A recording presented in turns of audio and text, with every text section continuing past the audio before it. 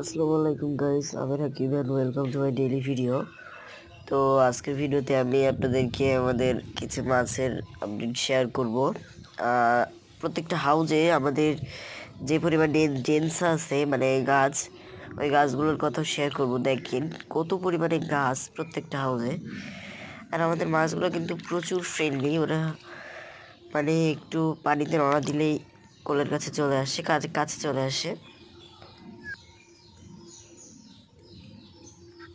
দেখেন কি পরিমাণে ফ্রেন্ডলি তারা, মানে পানিতে নাড়া দিলেই খুব দ্রুত কাছে চলে আসে।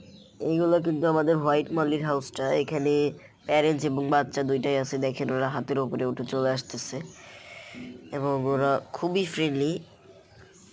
এবং এই হাউসের ডেন্সা দেখেন কত পরিমাণে হয়েছে। ডেন্সাও প্রচুর পরিমাণে, প্রত্যেকটা হাউসে আমাদের ডেন্সা প্রচুর পরিমাণে হয়েছে। এখানে আমাদের লাল প্ল্যাটির হাউস এটা।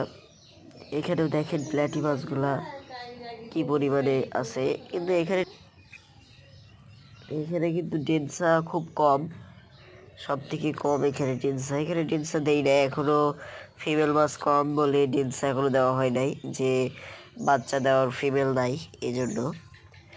দেখেন এখানে মাছগুলো অনেক প্লেফুল। এখানেও মোটামুটি এখানেও ডেন্সা আছে কিছু কিছু, সেইগুলোই হচ্ছে এই খুবই অল্প পরিমাণে।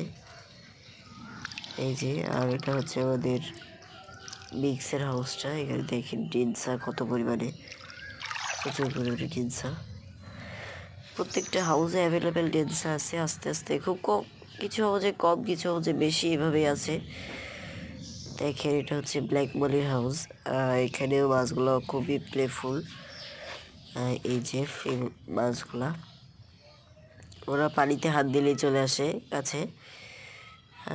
খুবই প্লেফুল। এখানে কিন্তু আমাদের ব্ল্যাক মলি সবগুলোই একসাথে আছে। তো আজকের ভিডিও পর্যন্ত,